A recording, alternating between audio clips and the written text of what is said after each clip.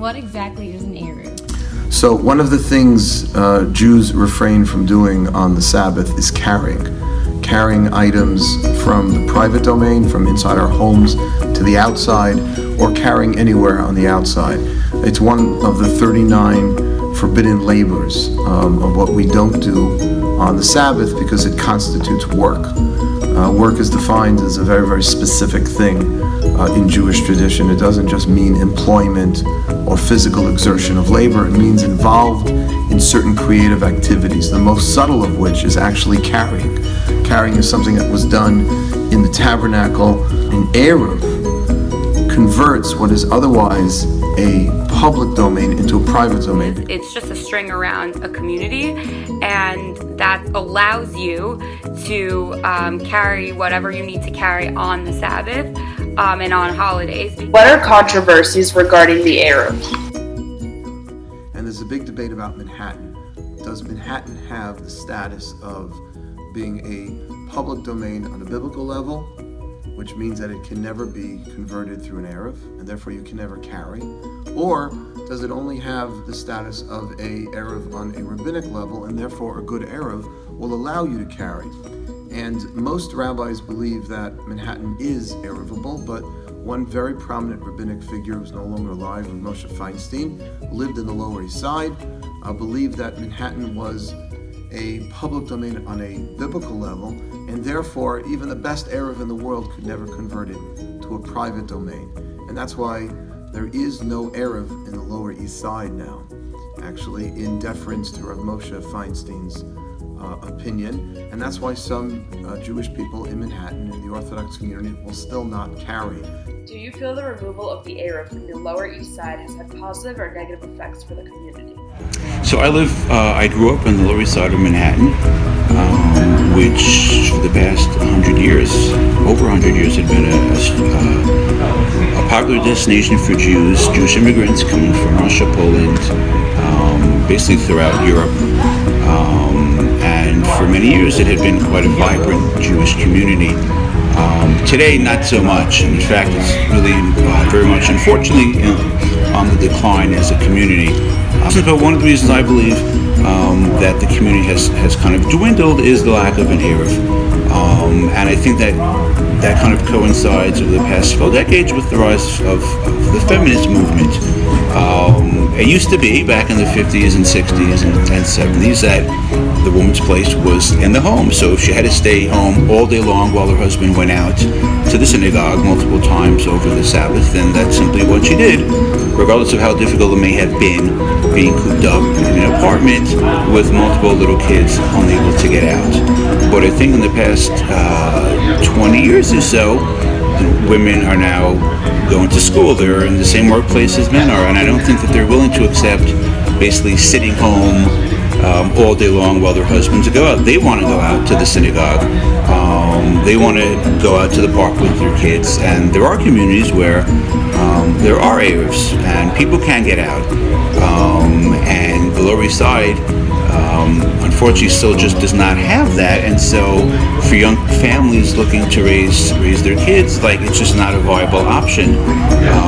There are other communities in Manhattan that are thriving: the Upper West Side, Washington Heights, and those are communities where people primarily live in apartments, so it's not an issue of not having a home, but there's an Eruv there, and people are able to move around much more freely.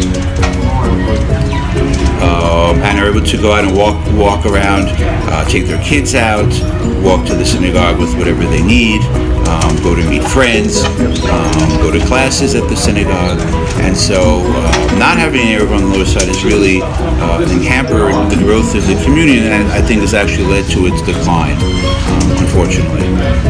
How would it constrict someone from walking on the Sabbath? To do that. So some people end up not walking as far because they can't carry their bare essentials that they need with them. So people might change the way that they're walking. They might go, in a different direction, something that's more shade or more restaurants along the way where they can stop and ask for a cup of water. I have a friend who lives really far from our synagogue, and so she leaves water bottles around in people's backyards on her way so that she can stop. So if you have children, for example, you can't push them in a stroller If you need to carry something, you're going somewhere to visit someone, you can't carry bags. If you live in a community that does not have an Eruv, you really have to be creative in terms of how to go about functioning without the ability to carry. What are loopholes around carrying without an Eruv? People have constructed tie clips. So if you wear a tie to the synagogue, which most men do, one is permitted because it's considered part of the outfit and not carrying something separately to attach a tie clip to your tie.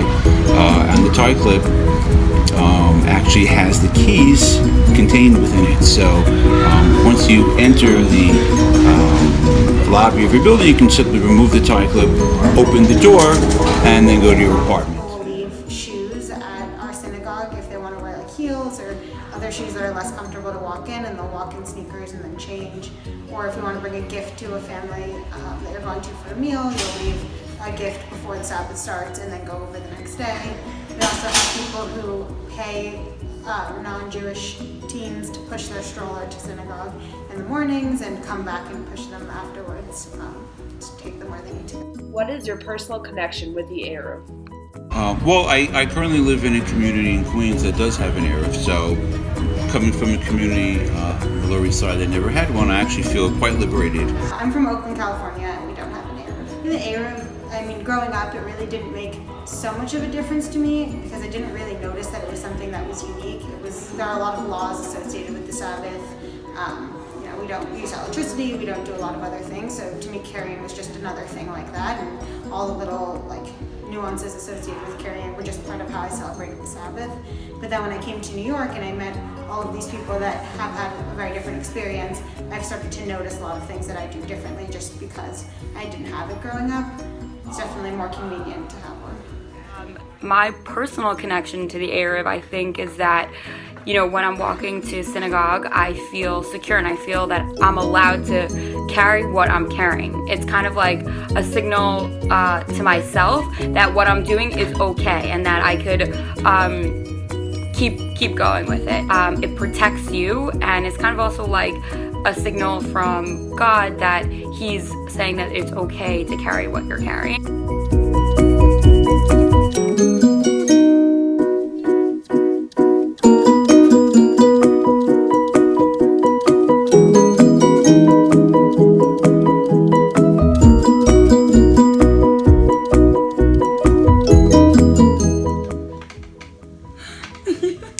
What? Oh. Well, I think it really depends. I can't do it. Like while they're at home or when they're in a place Okay, so Thank you!